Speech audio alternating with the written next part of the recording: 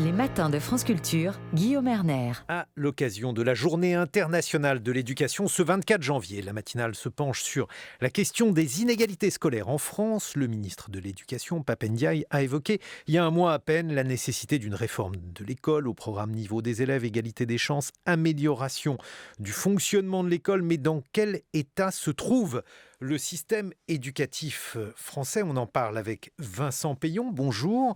Vous êtes ancien ministre de l'Éducation nationale et de la jeunesse. Mara Goyet, bonjour. Bonjour. Vous êtes professeur d'histoire-géographie et vous avez notamment publié Finir prof aux éditions Robert Laffont. Votre regard justement sur l'état du système éducatif français. Alors, en ce qui concerne les inégalités, je pense qu'il faut aller par-delà les slogans et les vérités que nous connaissons tous et aller dans la classe, c'est-à-dire voir les inégalités, comment elles sont à l'intérieur d'une classe. Et si on saute cette étape, en fait, on ne comprendra rien, ça sera juste des coquilles vides ou des réformes qui tournent à vide.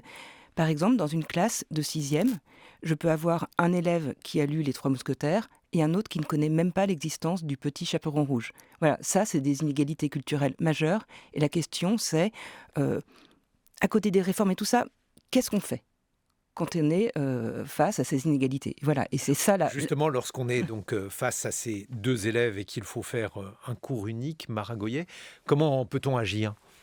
Eh bien, on prend 10 minutes, un quart d'heure pour raconter le Petit Chaperon Rouge. Ça fait de mal à personne et ça fait du bien à beaucoup. Voilà, je pense qu'il y a aussi toute une dimension pragmatique et pédagogique dans la lutte contre les inégalités scolaires qui se retrouvent absolument partout, entre les territoires, entre les quartiers et au sein des classes, même dans des quartiers favorisés. Vous racontez dans Finir prof, justement, votre passage d'un collège qualifié, donc de collège difficile, à un collège du centre de Paris qui semble plus aisé, probablement aussi peut-être par rapport donc au niveau des élèves. Qu'est-ce que ça induit sur votre travail de prof? Quelle différence y a-t-il dans l'enseignement dans ces deux lieux, Mara Goyet? C'est-à-dire qu'avant, j'étais dans un collège dans lequel la plupart des enfants étaient défavorisés. Donc, tandis que là, j'ai affaire à un public beaucoup plus mixte, en fait, et presque idéal, le collège dans lequel je suis, pour ça. Et les inégalités sont beaucoup plus criantes, vu qu'elles sont là devant moi tous les jours. Alors, ce que ça induit, mais justement, c'est un travail peut-être plus facile parce que c'est plus clair ce à quoi j'ai affaire. Je peux agir là où je veux agir. Et c'est aussi, j'ai compris en enseignant dans un collège comme ça, qu'enseigner c'était plus difficile dans certains endroits, mais que c'était difficile partout. C'est un métier très difficile et les élèves se ressemblent plus qu'on ne le pense. Vincent Peillon, votre point de vue à ce sujet, lorsqu'on parle des inégalités scolaires, on est certain de prendre un thème qui est évoqué de manière quasiment rituelle par tout ministre de l'Éducation nationale. On comprend donc les raisons pour lesquelles ce thème est invoqué. Est-ce néanmoins le signe que rien n'est fait, qu'il s'agit d'une sorte de mantra sans effet ? Alors, on a une difficulté française qui est d'ailleurs notée par tout le monde. C'est que nous avons un pays, c'est un fait incontestable, dans lequel les déterminismes sociaux sur la réussite scolaire, c'est plus élevé, ces déterminismes sont plus forts que dans les autres pays. C'est ancien et nous avons beaucoup de mal à le corriger. En réalité, nous ne le corrigeons pas d'ailleurs. Alors, je voudrais dire deux choses. D'abord, sur ce qui vient d'être dit, c'est juste et il serait important qu'on comprenne que l'essentiel de l'éducation, c'est une rencontre entre un professeur et des élèves. Et donc, que la pédagogie soit vraiment au centre de toutes les réformes et le respect de ce lien entre le professeur et les élèves. Remettre ça au cœur du système. Deuxièmement, ce qui a été dit est juste, mais il se fait qu'il y a quand même des endroits où il y a plus d'enfants qui ne connaissent pas le Petit Chaperon Rouge dans la classe que d'autres endroits où ils connaissent Petit Chaperon Rouge et autre chose. Et donc que nous avons quand même, si on prend l'ensemble de l'école française, nous avons quand même des lieux qui sont des lieux de concentration des difficultés et des lieux où les choses sont plus diverses, plus mixtes, plus partagées, ce qui est une bonne chose pédagogiquement, ça a été dit, car ça va contre l'idée de beaucoup de Français. Les Français pensent qu'il faut séparer les élèves pour que ça se passe bien. Et surtout, les gens des milieux favorisés. En réalité, non, la mixité sociale est pédagogiquement utile. Donc oui, nous avons une difficulté française. L'État peut faire des choses. Il y a énormément de choses. Le problème qu'il faut faire, le problème, c'est qu'on ne le fait pas. On parlait autrefois d'une préférence française pour le chômage. Moi, je parle d'une préférence française pour les inégalités. Et le lieu même de cette préférence, c'est l'école. Je vous donne un exemple pour conclure. On a fait beaucoup de bruit quand on a supprimé l'histoire en terminale S, vous vous souvenez, et d'ailleurs nous l'avions remis quand je suis arrivé en 2012. Beaucoup de bruit sur les mathématiques ces derniers temps. On vient de supprimer 70 heures d'humanité aux 600 000 élèves des lycées professionnels français. Personne n'en parle, parce que c'est déjà une jeunesse et des lycées dans lesquels on a ségrégué. 80% des enfants d'ouvriers sont dans le professionnel. Il y a 80% des classes supérieures dans les lycées généraux.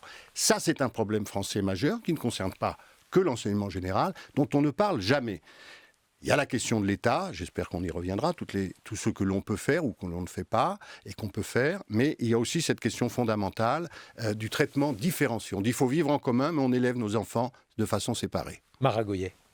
Oui, alors l'État ne manque pas de slogans ni d'idées, mais il manque de vrai volontarisme. C'est-à-dire qu'on devrait être obsédé par cette question des inégalités dès la première année de maternelle. On devrait être obsédé par l'idée de fournir le vocabulaire qui manque. Et tout ça aux enfants, par exemple. Et ça, non, en fait, il y a quelque chose de mou, il y a quelque chose d'extrêmement rigide dans les bonnes intentions et quelque chose de profondément flasque dans leur application.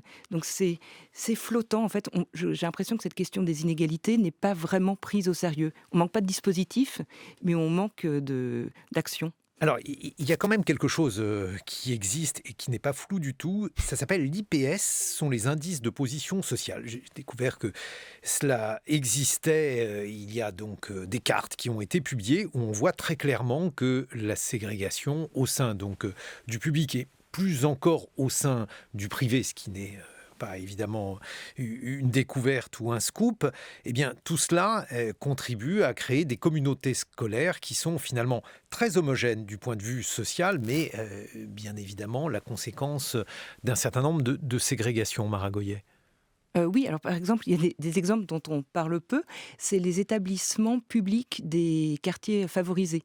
Par exemple, dans mon arrondissement, il y a 2 collèges publics, dont l'un est très célèbre, c'est Victor Duruy, et une quinzaine d'établissements privés. Il faut imaginer ce que c'est et comment est vu un collège public dans un quartier chic. C'est à la limite de l'espace de relégation. Alors, les parents qui nous confient leurs enfants ont l'impression de faire un acte héroïque. Or, ce sont des établissements dans lesquels c'est formidable, justement, par la variété, la mixité.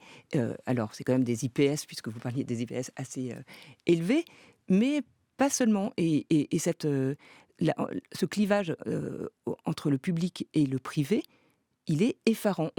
Quand j'étais professeur en Seine-Saint-Denis, je voyais les enfants sur le quai du métro quitter la Seine-Saint-Denis pour aller rejoindre des établissements privés. Et je retrouve la même chose dans mon quartier, c'est-à-dire que je vois les enfants fuir le public, alors que le public, dans le 7e arrondissement, ça va très bien quand même. Mais alors, justement, ça veut dire que les familles ont tort, celles qui considèrent que c'est un espace de relégation. Ah oui, ils ont vraiment tort.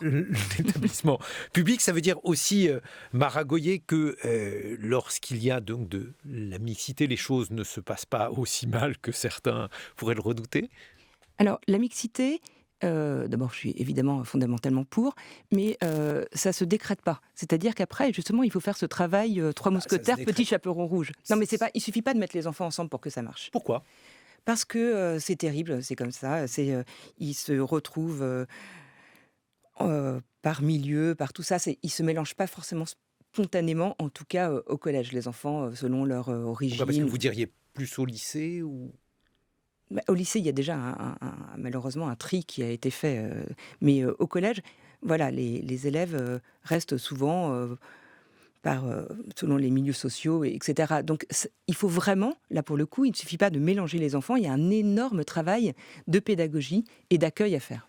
Vincent Peillon, quand vous étiez ministre de l'Éducation nationale, est-ce que vous surveillez ces IPS, ces indices de position sociale ? Est-ce que c'est par exemple un instrument en se disant voilà, on va faire en sorte d'homogénéiser l'ensemble ? Vous savez, c'est la gravité de ce sujet. C'est pas, on les surveille, on les a créés. Ils sont de 2015, c'est Najat, Valou Belkacem, qui les a mis en place sur une base que j'avais lancée en 2012, parce que je quand j'arrive, pour la première fois, j'inscris dans la loi la lutte contre les inégalités et la mixité sociale. Première fois dans l'histoire de la République française, au moment de la refondation de l'école. En fait, je suis très marqué par un rapport de la Cour des comptes qui a établi à ce moment-là qu'on donne plus dans les grands lycées parisiens en termes de dotation globale, heure élève, que dans les lycées de Seine-Saint-Denis. Je suis surpris de découvrir ça et je l'apprends par ce rapport. Et donc je demande à ce qu'on soit capable de réviser nos façons de faire les dotations. Donc il faut créer un instrument très compliqué quand même, parce que évidemment c'est des questions personnelles, c'est mieux connaître les familles, c'est faire aussi une espèce d'enquête sociale. Donc on a créé les IPS qui sont arrivés en 2015 et leur vertu, vous voyez, nous sommes en 2023, bonne année à vous. Vous en avez entendu parler entre 2017 et 2022 ? Donc il y avait un ministre pendant 5 ans qui a considéré que ce n'était pas très important. Comme ce dont on va parler bientôt, c'est-à-dire la façon de créer de la mixité sociale par de nouvelles procédures d'affectation des élèves. Il y a des expérimentations lancées par ma collègue Vallaud-Belkacem qui ont été remarquables et qui donnent pour une fois des fruits. Bon, pendant 5 ans, ça n'a pas été développé. Il y a quand même eu quelque chose, par exemple, à Paris, il y a eu Affelnet qui a rebattu les cartes pour le lycée, Vincent Payon. Bien sûr, tout ça est lancé évidemment par Najat Vallaud-Belkacem. Et ça n'a pas été abandonné par ses successeurs. Non, il n'y a eu aucun développement, vous allez voir. Ça a été des expérimentations à Toulouse. Je ne parle pas d'Affelnet, là. Affelnet, ce n'est pas une expérimentation. Des collèges qui est extrêmement importante et ça n'a pas été étendu. Mais sur ce qui a été dit sur les bains de langage, la scolarisation des petits-enfants dans les zones en difficulté, les 3 ans, ça c'est typique de la France. Elle remonte en 2002. Elle est interrompue.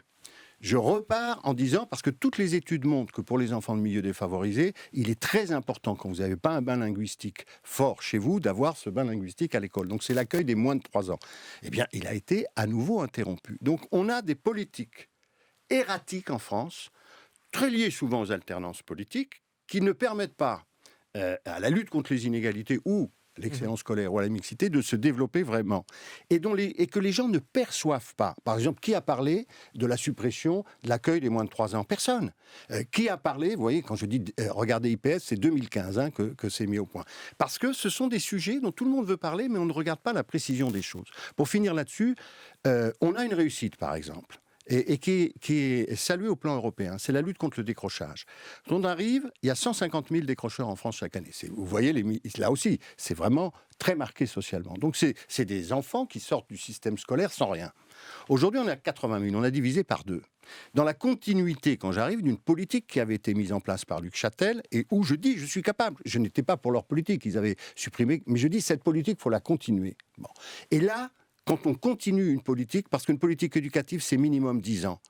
Et le problème, c'est que quand on ne le fait pas, on a ces allers-retours sur des dispositifs très lourds. Pensez par exemple à la formation des enseignants, concours des enseignants, qui avait été supprimé en France. Suppression de postes. On nous dit qu'il faut faire la priorité pour le primaire. Cette année, il y a une baisse démographique. Au lieu de laisser les mêmes postes, ce qui permettrait aux enseignants de mieux faire leur travail, on supprime des postes dans le primaire. Mara Goyet, votre point de vue là-dessus, parce qu'il y a quand même eu des choses de fait. Alors, elles ont été entamées, nous dit Vincent Payon, par Najat Vallaud-Belkacem. Elles ont été poursuivies. Affelnet, donc, a effectué un brassage. Ce sont des thèmes qui sont quand même... Je ne vais pas défendre quand même Affelnet qui fait que... Vous allez faire ce que vous voulez. Non mais Affelnet a tenté quelque chose, certes, mais c'est quand même ça rend complètement fou les élèves. C'est-à-dire qu'en 3e, ils n'ont pas droit à 1 minute de crise d'adolescence. Chaque note compte pour avoir le lycée qu'ils souhaitent avoir. Les élèves ou les familles ? Parce que les familles, effectivement, on voit les stratégies scolaires qui sont plutôt du côté, effectivement, de ceux qui sont dotés d'un capital culturel important. Alors effectivement... Affelnet rend les familles nerveuses, celles qui se soucient de ça. J'ai vu des scènes en tant que parent d'élèves effectivement assez étonnantes, mais vous êtes obligé d'en passer par là si vous souhaitez justement avoir de la mixité sociale. Mais oui, mais encore une fois, ça ne marche pas parce que les familles qui sont au courant, les initiés, vont bloquer la crise d'adolescence de leur enfant par tous les moyens possibles, tandis que d'autres qui ne savent pas à quel point chaque note devient cruciale en 3e, c'est quand même délirant, vont pas se rendre compte que c'est grave. Donc en fait, on va retomber dans les mêmes travers. Je ne crois pas que ça soit et alors, la solution. Dans ces conditions, alors donc si effectivement vous considérez que cette solution n'en est pas une, qu'est-ce qui pourrait être fait de manière concrète pour que cette mixité sociale ne soit pas seulement une incantation? Mais déjà, essayer de régler ces questions dans les classes, voir comment ça marche. Ne pas immédiatement faire des réformes massives et puis prolonger les tentatives comme il y a eu à Paris, par exemple, d'établissements où ils ont mélangé leur public et tout ça, mais avec un vrai travail de pédagogie, c'est-à-dire arrêter les mantras, les slogans et vraiment s'y mettre. Et considérer que c'est une obsession pour un enseignant de lutter contre ces inégalités. Alors justement, parce que dans votre ouvrage Finir prof, vous dites à quel point il peut y avoir de la lassitude peut-être aussi de l'affrontement, puisque vous qualifiez certains élèves de profophages, ce qui... C'était gentil. Oui, je n'ai pas dit que c'était méchant, mais enfin, j'imagine que quand on est prof, être en face d'un profophage, même si celui-ci est un profophage amusant ou charmant... Ah, mais c'est le métier, en fait, c'est le métier. Vous mettez un enseignant au milieu de 30 élèves, c'est une gazelle au milieu des lions. Enfin, ça, c'est le métier. Ça, de toute façon, non, mon livre, en fait, au contraire, dit qu'il peut avoir une lassitude, mais tout mon livre montre qu'il faut lutter contre cette lassitude et que ce qui est difficile dans l'enseignement, c'est aussi ce qui fait, paradoxalement, son charme et son intérêt. C'est-à-dire que c'est un métier extrêmement difficile, mais que lutter justement contre les inégalités, résister à l'envie des élèves de faire toute autre chose, c'est aussi ce qui est stimulant et intéressant. Voilà, les défauts du métier sont aussi ses vertus. Merci Mara Goyen. Merci. On retrouve donc cela dans votre ouvrage Finir prof chez Robert Laffont. Vincent Peillon, ancien ministre de l'Éducation nationale et de la jeunesse. On se retrouve dans quelques minutes pour évoquer ce thème donc des inégalités scolaires. Vous serez rejoint par Youssef Souidi, économiste, co-auteur d'un rapport sur la ségrégation sociale dans les collèges parisiens. Il est 8h sur France Culture. 7h, 9h. Les matins de France Culture, Guillaume Erner. Oui, on va évoquer les inégalités scolaires. Face à ces inégalités scolaires, que fait l'État, puisque nous sommes aujourd'hui 24 janvier, en cours de Journée internationale de l'éducation, une programmation spéciale sur France Culture. Nous recevons Youssef Souidi. Bonjour. Vous êtes économiste et vous êtes co-auteur d'un rapport sur la ségrégation sociale dans les collèges parisiens. Mais avant d'évoquer le thème de cette journée, puisque nous sommes également en compagnie de Vincent Peillon, ancien ministre de l'Éducation nationale et de la jeunesse. Hier, mon camarade Jean Lémarie a évoqué la crise au Parti socialiste, une crise qui, semble-t-il, n'est pas encore complètement résorbée, Vincent Peillon. Mais j'aimerais vos mots et votre regard sur ce qui est en train de se dérouler au Parti socialiste. Écoutez, je ne crois pas que ce soit bon pour la démocratie que ce parti qui a une histoire, y compris sur les sujets qu'on évoque, soit dans cet état. On voit bien le champ politique français, d'ailleurs la droite républicaine ne se porte pas bien non plus, et je suis inquiet d'une gauche, surtout au moment où on a ce grand mouvement social, sans débouché politique, c'est inquiétant. Une gauche si affaiblie qui se divise. Alors, pourquoi sans débouché politique ? Parce que vous voyez bien que quand il y a des mouvements sociaux, à un moment ou à un autre, quand des classes ferment, quand des postes sont supprimés dans l'éducation nationale, quand les rasettes sont... Il faut que des gens en capacité de gouverner proposent une espérance. Quand il n'y a plus cette espérance, on voit des partis comme le Rassemblement national dont vous avez parlé, des partis de la haine qui occupent le terrain. Il y a la NUPES, je crois aussi, non ? Elle est aussi en difficulté, je le lis à longueur de journée. Moi, j'ai souhaité, d'ailleurs, à votre micro, que toute la gauche se rassemble, c'est une vieille tradition française, autour d'une gauche capable de se projeter dans l'avenir et de faire des propositions aux Français de justice sociale, d'égalité, de liberté, d'avancée des droits. On n'en est pas tout à fait là. Chaque fois, on attend. Et donc, je souhaite, pour finir, donc je ne crois pas que ce soit bon en dehors du Parti socialiste. Il faut une responsabilité politique, même quand on est socialiste, d'intérêt général. Et je souhaite qu'à Marseille, ils arrivent maintenant à se rassembler et que tout le monde se mette au travail pour que dans 2-3 ans, il y ait un projet à proposer aux Français de gauche. Vous allez trouver que j'ai des questions trop simples, Vincent Peillon, mais ça va rassembler derrière qui ? C'est sans doute une des difficultés liées à la Ve République, et on paye cher, hein, parce que se rassembler derrière qui, on en a eu des hommes providentiels qui nous ont emmenés dans des situations difficiles. Oh non, mais là, j'étais moins ambitieux. Je veux dire, au sein du PS... Écoutez, moi, je ne suis plus au Parti Socialiste, je ne vais pas arbitrer les élégances. Ça ne me semble pas très important, pour vous dire la vérité, en l'occurrence. Et chacun de ces acteurs, qui ne sont pas non plus des célébrités ou des gens qui s'imposent par l'opinion publique, en tout cas, devraient avoir conscience de leurs responsabilités, se rassembler, faire une équipe collégiale, c'est donner la main aux plus jeunes, c'est se mettre en liaison avec le mouvement social, avec les intellectuels, fait tout le travail que la gauche doit faire pour que dans 2, 3, 4 ans, il y ait un débat où il y a une gauche en France, il y a énormément de citoyens qui attendent quelque chose, eh bien, il y a un débouché politique. Et je vois le mouvement des retraites, vous avez vu cette semaine, il y avait 1 à 2 millions de personnes, des jeunes qui comprennent que ça les concerne, des plus âgés, plus privilégiés, dans cette montée des inégalités générationnelles aussi en France. Eh bien là aussi, il faut un débouché politique. Donc je souhaite que tout cela rentre dans l'ordre, et rentre dans l'ordre aussi, pas sur des questions de personnes, mais vraiment sur un projet et une espérance. Un pays sans espérance, c'est un pays qui va se jeter dans les mains de l'obscurantisme et des gens aux passions tristes. Donnons la main aux plus jeunes, comme vous l'avez dit, Vincent Payon. Youssef Souidi, vous êtes co-auteur d'un rapport sur la ségrégation sociale dans les collèges parisiens. On a évoqué notamment un indice qui est un indice de ségrégation sociale, l'IPS, qui évoque donc des situations effectivement de forte ségrégation sociale dans les établissements publics, mais plus encore au sein des établissements privés, comme on pouvait s'y attendre. Quel regard portez-vous tout d'abord sur la situation ? Alors effectivement, les IPS, donc les indices de position sociale, ont été publiés en open data, comme on dit, et donc tout le monde peut y avoir accès depuis le mois d'octobre ou novembre, et ça nous indique pour un élève à quel point il vit dans une famille pour lequel le contexte... à quel point il vit dans un contexte favorable à la réussite éducative. Et l'IPS d'un collège, c'est l'IPS moyen de ses élèves. Donc, ces IPS ont été publiés, il y a pas mal d'articles et d'études qui sont sortis depuis. Est-ce que vous pouvez juste nous dire un mot sur la manière dont ils sont calculés ? C'est quoi un IPS ? C'est-à-dire, on prend la catégorie socio-professionnelle des parents, enfin bref, comment ça fonctionne ? Exactement, c'est à partir de la catégorie socio-professionnelle des responsables légaux des élèves. Et c'est un score qui va de 38 à 179.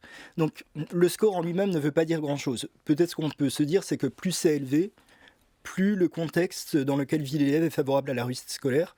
Et au niveau d'un collège, plus l'IPS du collège est élevé, plus le collège a une composition sociale favorisée. Mais alors c'est uniquement en fonction des revenus de la famille ? Non, pas des revenus, puisque par exemple les enseignants qui n'ont pas un revenu exceptionnel ont un IPS plutôt élevé. C'est plutôt contexte économique, social, culturel.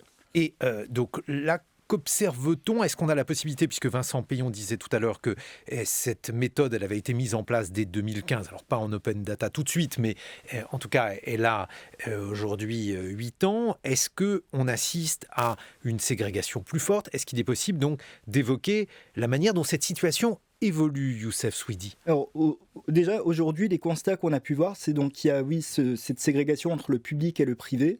Donc, en moyenne, les collèges privés ont une composition sociale bien plus favorisée que les collèges publics. Un deuxième constat, c'est qu'au sein même du public, on peut trouver des différences de composition sociale. Et on peut penser que c'est dû à la ségrégation résidentielle, donc en partie oui, mais on trouve également des collèges proches géographiquement, mais très différents socialement. Et là, donc, le titre, c'est ce que peut faire l'État, c'est aussi les conseils départementaux dans le cas précis, parce que c'est eux qui gèrent la sectorisation, la carte scolaire, c'est-à-dire qui est affecté à tel collège, on peut revenir là-dessus plus tard. Et peut-être un troisième constat qui était pas si évident que ça avant, c'est que ça ne concerne pas que les grandes villes, Paris, Lyon, Marseille, mais également les villes moyennes. Et il y avait un dossier dans l'Obs, par exemple, la semaine dernière, qui revenait sur quelques cas, Angoulême, Le Mans, où on avait des situations de ségrégation assez fortes. Et ces situations, elles s'expliquent comment, Youssef Souidi ? Est-ce que c'est la conséquence donc, d'une carte scolaire qui a été mal dessinée ? Est-ce que c'est la manière dont finalement la société française fonctionne ? Alors, il faut revenir sur la manière dont sont affectés les élèves au collège. Donc, pour l'affectation dans les collèges publics, il y a ce qu'on appelle la sectorisation, la carte scolaire. C'est-à-dire, par exemple, admettons que j'ai un enfant qui va avoir 11 ans et qui entre en 6e, et que je vis ici, 116 avenue du Président Kennedy. Mon enfant sera affecté au collège public Molière. Alors après, peut-être que je veux pas que, pour une raison X ou Y sur lesquelles on peut revenir par la suite, peut-être que je veux pas que mon enfant soit affecté à ce collège-là, qu'il soit pas scolarisé dans ce collège-là, et je peux demander une dérogation au sein du secteur public, ou alors je peux demander une inscription dans le secteur privé. Et le secteur privé, lui, n'est pas soumis à la sectorisation, il est libre des critères d'admission des élèves qui sont opaques, enfin qui ne sont pas transparentes en tout cas, et peut imposer aussi des frais de scolarité. Et donc, quand on regarde, parmi les familles défavorisées, quelle proportion est dans son collège de secteur ou dans un collège privé, on a 7 élèves sur 10 parmi les familles défavorisées, donc enfants d'ouvriers, de chômeurs, qui sont dans leur collège de secteur, et un élève sur 10 qui est dans le privé. Parmi les familles les plus favorisées socialement, c'est 4 élèves sur 10 qui sont dans le privé. Vincent Payon, une remarque à ce sujet. Ce sujet, il est absolument fondamental. C'est-à-dire comment on élève les enfants de la République ensemble. Et le mouvement général, parce qu'il faut quand même le dire, c'est que ça empire cette ségrégation. Ça empire la ségrégation sociale et les stratégies.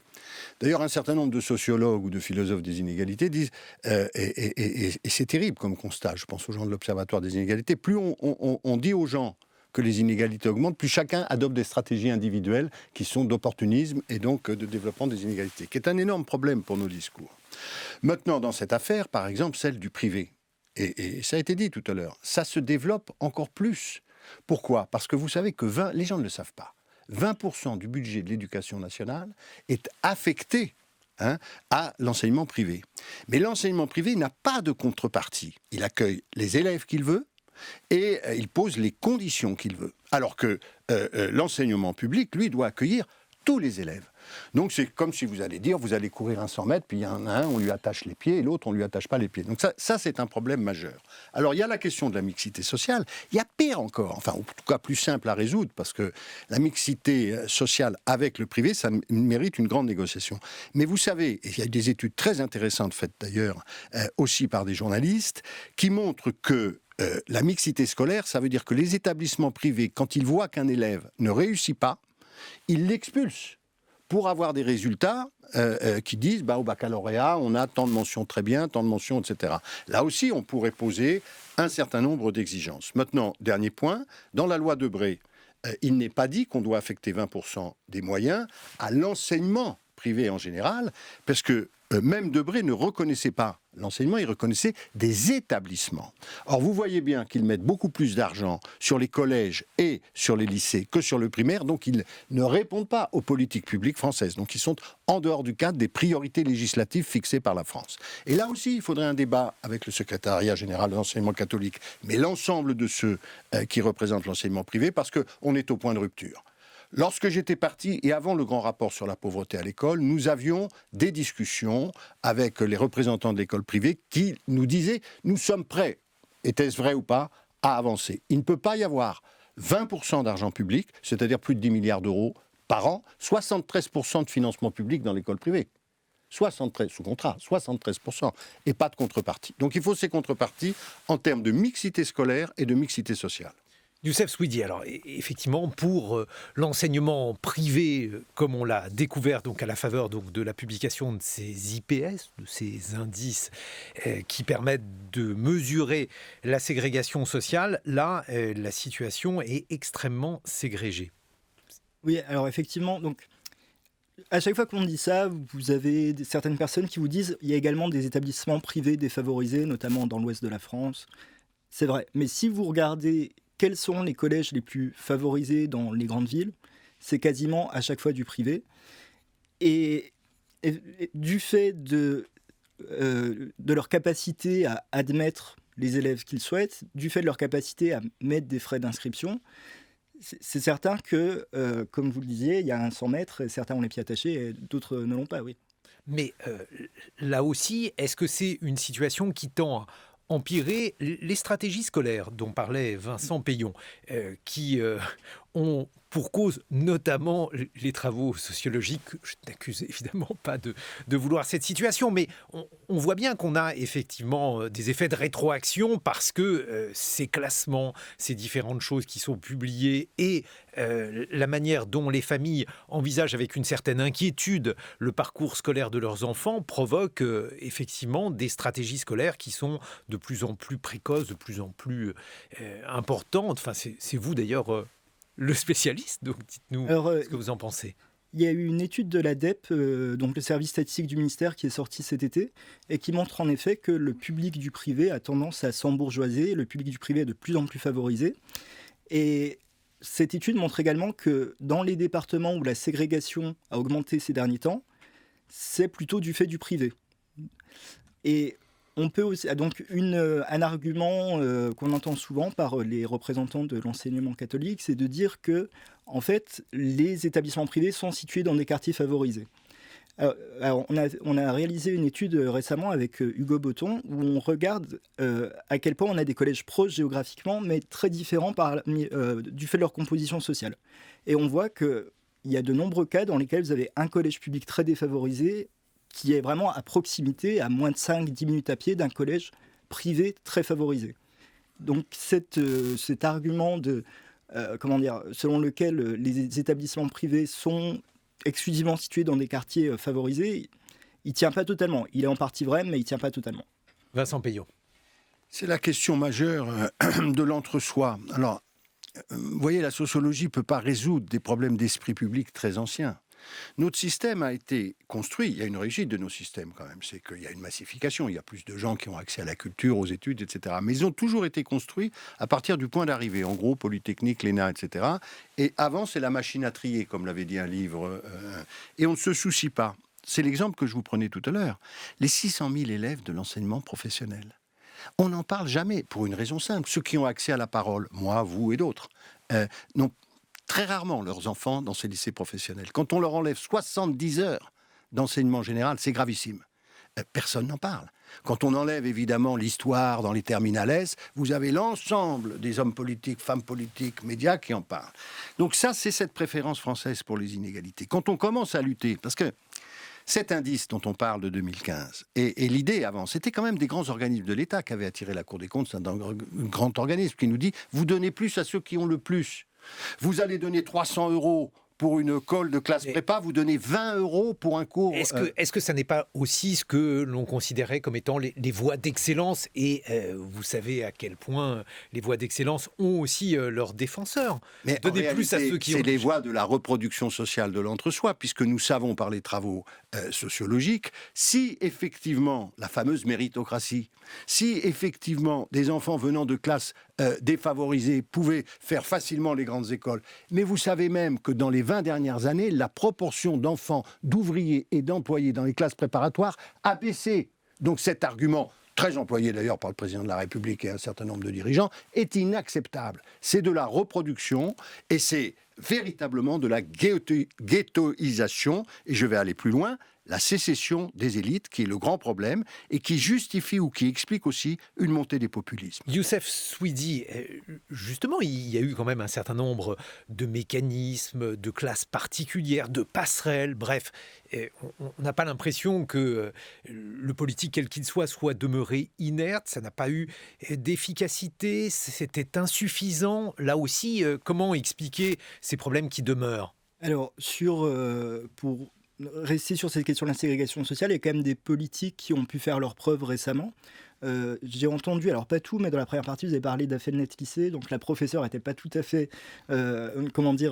favorable à cet algorithme, mais en réalité, à partir du moment où vous avez des lycées très demandés, il faut bien trouver une solution pour affecter les élèves, et il y a des contraintes de capacité, donc l'algorithme est une manière parmi d'autres, et cet algorithme en particulier.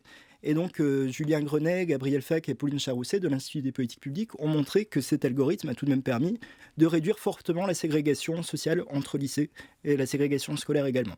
Donc il y a des solutions. Il y a des solutions, et on parlait, donc là c'était plutôt sur les lycées, on parlait donc du rôle du privé. Alors c'est trop tard ? C'est trop tard.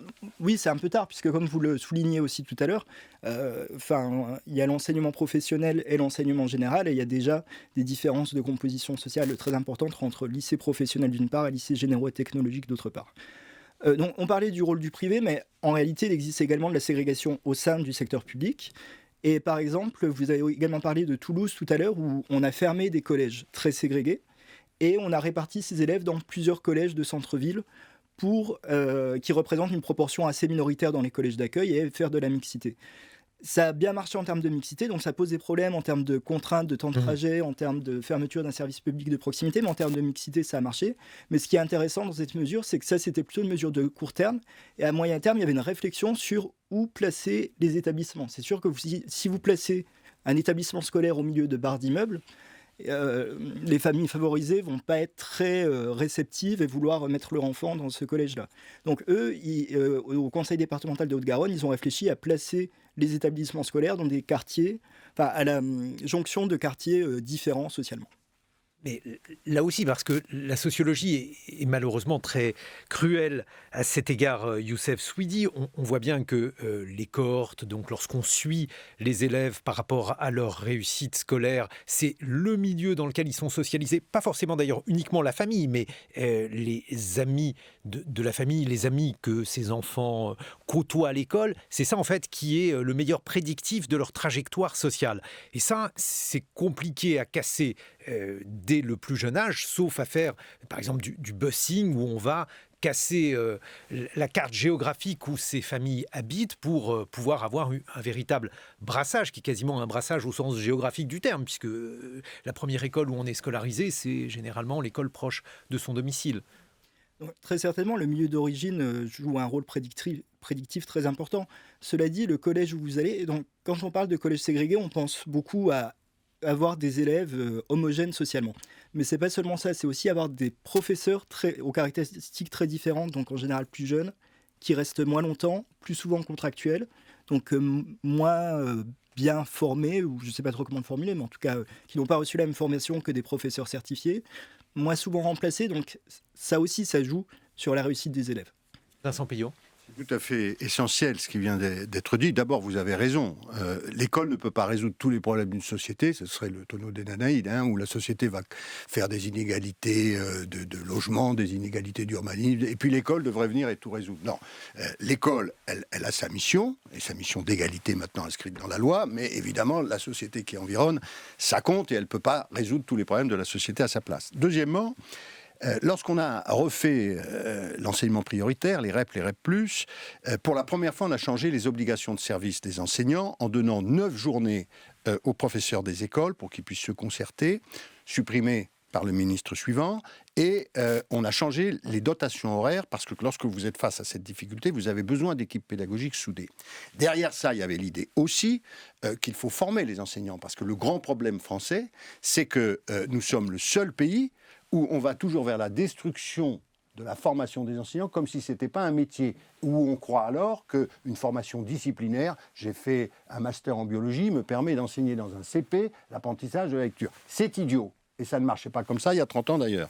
Donc cette question, elle est absolument fondamentale, et je pense qu'il faut mettre tous les moyens sur le primaire, et en même temps mettre des moyens supplémentaires, mais vraiment supplémentaires, sur la formation des enseignants. Dernier aspect qui vient d'être dit, pour que les gens le sachent, c'est incroyable. Toutes les études montrent que l'éducation, c'est la mimésis, c'est l'imitation. On a intérêt à avoir des professeurs qui vous ressemblent socialement, parce que ça vous permet de vous identifier quand vous êtes un gamin. C'est ce qui se passait dans les villages de France il y a 50 ans. Pourquoi ? Parce qu'on recrutait les gens des écoles normales très tôt, ou les IPES. Donc on permettait à des gens de milieux modestes de devenir professeurs. Ça n'est plus le cas. J'avais créé justement avec cette idée les emplois professeurs d'avenir qui permettaient de recruter. Ça a été un succès considérable. Ça a été interrompu. Donc aujourd'hui, pour devenir professeur, il faut passer un concours Bac plus 5 pour gagner 1600 € à la sortie. Alors on dit, on n'arrive plus à recruter des professeurs. Et pour cause. Et en plus, ces professeurs ne ressemblent pas à ceux qu'ils doivent enseigner. Et c'est un problème majeur, c'est un problème qu'on peut résoudre par des mécanismes d'État, puisque vous demandez ça. Mais chaque fois qu'on les met en place, des gens bien intentionnés arrivent et les détruisent. Un mot à ce sujet, un mot de conclusion aussi, Youssef Souidi. Alors là, j'aurais du mal à conclure là-dessus. Enfin, sur les solutions potentielles, donc il y a ces fermetures de collèges et ces dispersions d'élèves avec les problèmes qui peuvent être posés. Il y a également donc l'algorithme dont je parlais, mais c'est plutôt dans des communes assez denses où vous avez pas mal de collèges proches des familles. Merci beaucoup d'avoir exposé une partie de vos travaux. Youssef Souidi, je rappelle que vous êtes co-auteur d'un rapport sur la ségrégation sociale dans les collèges parisiens. Vincent Peillon, ancien ministre de l'Éducation nationale et de la jeunesse. Cette journée spéciale consacrée à l'éducation sur France Culture se poursuit toute la journée. Nous, on se retrouve dans quelques secondes pour le 8h45, le point sur l'actualité. Merci. France Culture. L'esprit d'ouverture.